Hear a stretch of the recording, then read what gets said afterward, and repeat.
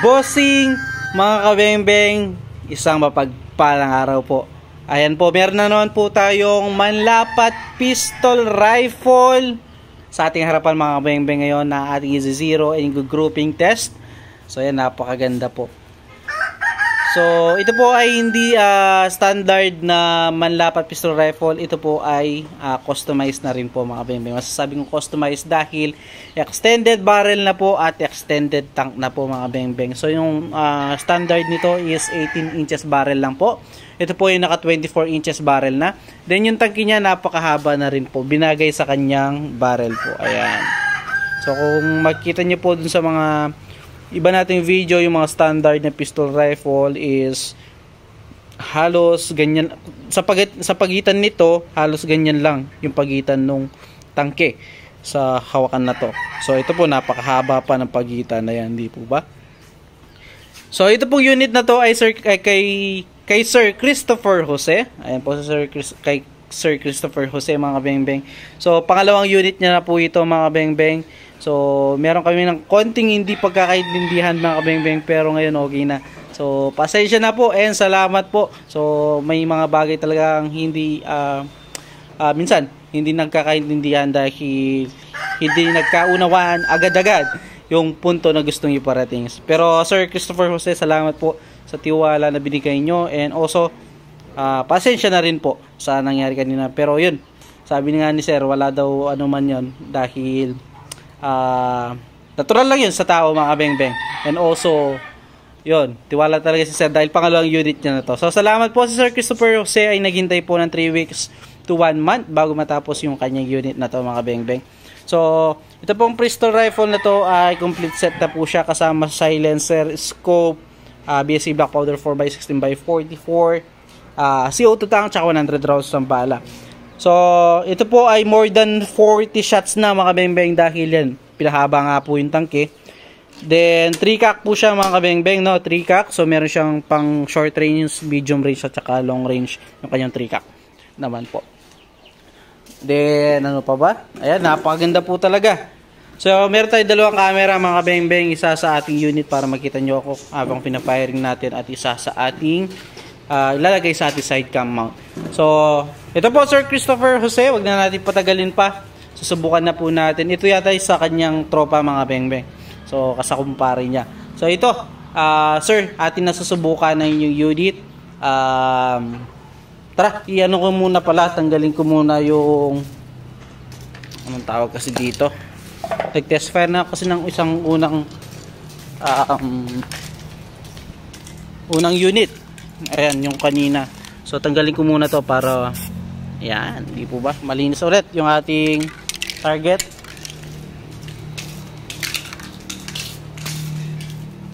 So ito po yung unit nyo, sir. Ayan po, napakaganda. So ayan po yung ating camera mga kabeng-beng. So ito po the moment of truth. Atin na po susubukan ang unit ni Sir Christopher Jose. The moment of truth po. So ito, nilagay na natin yung ating camera. Sir, ito na po yung unit mo atin na susubukan. So gagamitan natin siya ng Astro 18 pellets mga kabeng-beng. Astro 18 pellets, sun-resized, unsorted, straight from the box ng mga bala. Sa mga naghahanap po ng sidecam, ganyan po kalilinaw yung ating mga sidecam. So ito po, the moment of truth natin na susubukan, Sir Christopher Jose. So first cock lang natin gagamitin mga kabeng-beng dahil medyo malapit lang naman po natin target, 15 meters. Ito yung grouping test natin at i-zero na natin.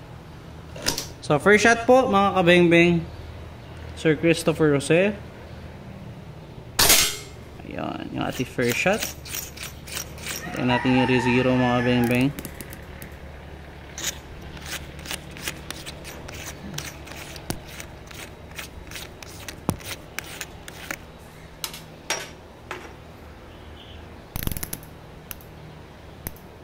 First cock lang po yung ating gamit, ha.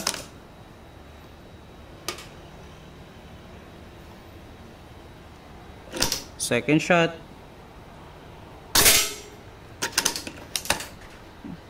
Third shot, pangatlo po. Pang-apat. Uy, nahulog yung bala. Pang-apat. So, yun. Pang-lima.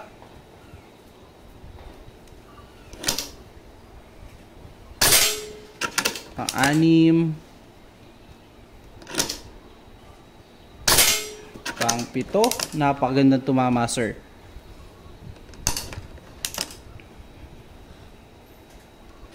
Pang-pito. Pang-walo. Pang-siyam.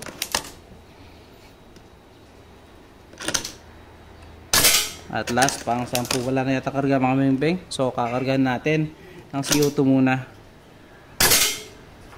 Kakargahan natin ng CO2 mga beng-beng. So, test natin ulit. Medyo mahina na yung karga niya. Ayan, pumasok lahat ng CO2 mga beng-beng.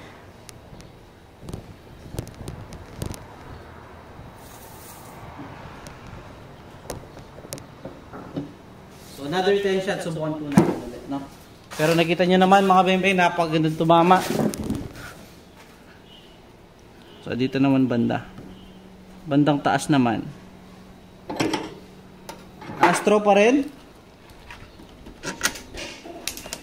Ngayon sa 3-cock naman mga beng-beng. So, pakalakas na natin doon sa pinakamalakas niya, 3-cock.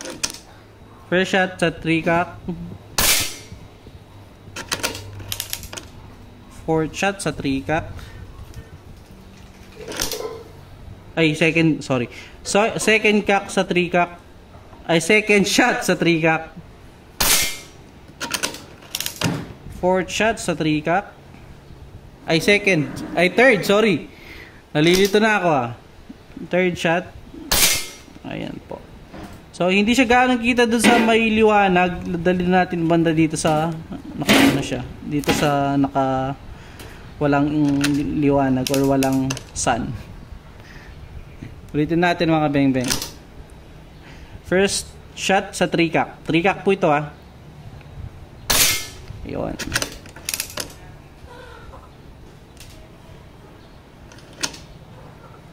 Second shot sa 3-cock. 3-cock po lahat ito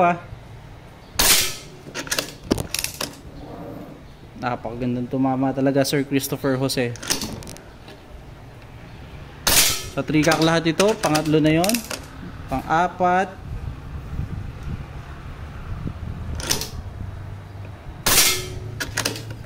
Pang-lima. Kung narinig nyo yung maklik mga beng-beng. Napakasarap pakinggan 1, 2, 3. Yun po. Third click. Yun po yung 3-cock Napakagandang tumama. Pang-pito na yata to. Napakagandang tumama sa 3-cock. Sa pinakabalakas niya mga beng-beng.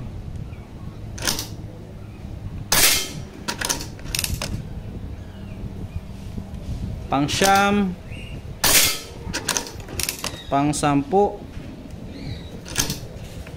Isa pa.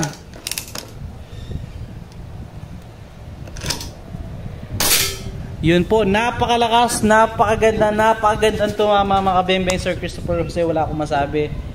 So, tara, lapitan po natin yung naging groupings niya. So, wala pong daya yun mga beng-beng, meron tayong camera doon, meron tayong camera dito. So, yan po yung unit. Tara, lapitan po natin.